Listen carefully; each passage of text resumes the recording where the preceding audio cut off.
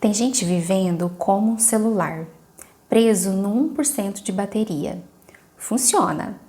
Responde mensagens, vai trabalhar, cumpre responsabilidades. Mas por dentro já está sem energia há muito tempo. Porque existe um tipo de cansaço que não melhora somente dormindo. Você tenta descansar, tenta relaxar, tenta se distrair, mas a mente continua pesada. E talvez a parte mais difícil seja essa. Por fora, a sua vida continua acontecendo normalmente. Você conversa com as pessoas, resolve problemas, cumpre responsabilidades, sorri quando precisa. Mas por dentro, algo parece desconectado. Eu tenho pacientes que relatam justamente essa sensação. E muitas vezes eles não sabem nomear o que sentem, como se sua energia estivesse diminuindo aos poucos, como se até existir começasse a exigir esforço demais. E então surgem pensamentos silenciosos. Eu deveria estar conseguindo, talvez seja falta de força, talvez eu esteja exagerando. Mas nem todo esgotamento aparece em exames clínicos. Exames físicos. Algumas dores acontecem no silêncio da mente. E se a gente ainda não se conhece, eu sou Raquel Guedes, psicóloga clínica, e hoje eu quero te mostrar alguns hábitos comuns que acontecem com pessoas que estão emocionalmente esgotadas. Hábitos que muitas vezes passam despercebidos até pela própria pessoa. O primeiro deles é o isolamento. A pessoa passa a se afastar lentamente. Demora para responder mensagens, evita encontros, cancela compromissos. Não porque deixou de gostar das pessoas, mas porque conversar começou a consumir energia demais. E alguns sinais são facilmente confundidos com preguiça, quando na verdade podem ser sinais de sobrecarga emocional.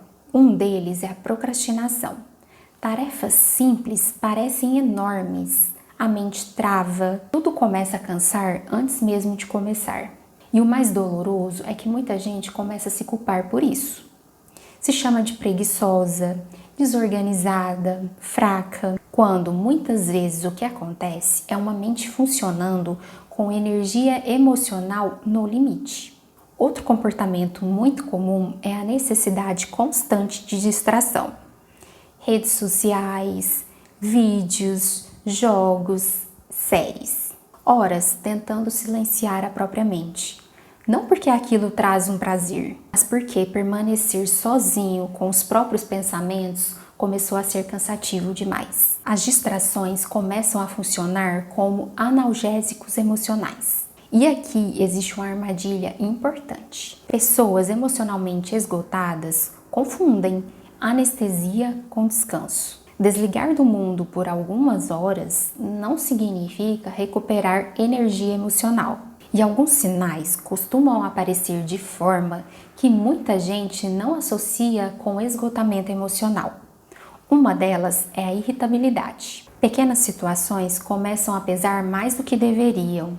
Conversas cansam, barulho incomoda, demandas simples parecem insuportáveis.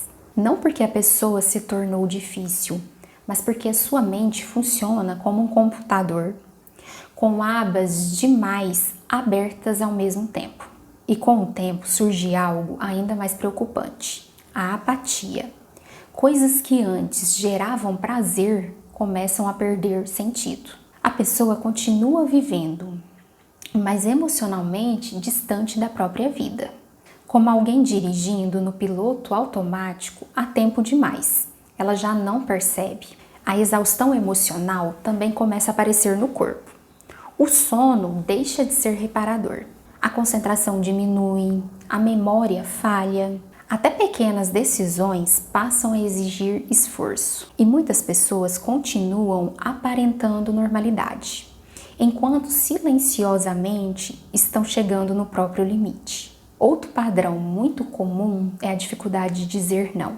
Mesmo cansada, a pessoa continua assumindo responsabilidades, continua tentando dar conta de tudo, continua tentando ultrapassar os próprios limites, até que o corpo e a mente começam a pedir socorro.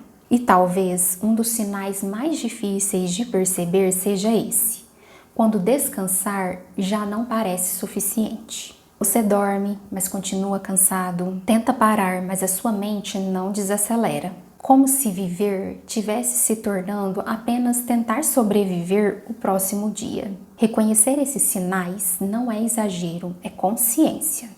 Porque quando a exaustão emocional é ignorada por muito tempo, sobreviver começa a ocupar o lugar de viver. E talvez o importante seja lembrar disso. A mente começa a dar sinais antes de colapsar. O problema é que muita gente aprende a ignorar esses sinais até não conseguir mais funcionar da mesma forma. E você não precisa chegar ao limite para começar a cuidar da sua saúde emocional. Se você se identificou com algum desses sinais, tente olhar para você mesmo com mais acolhimento e menos culpa. Se esse conteúdo fez sentido para você, deixe seu like e inscreva-se no canal. No próximo vídeo eu vou falar como sair da exaustão emocional e quais caminhos psicológicos ajudam a mente a finalmente sair desse estado de sobrevivência. Até o próximo!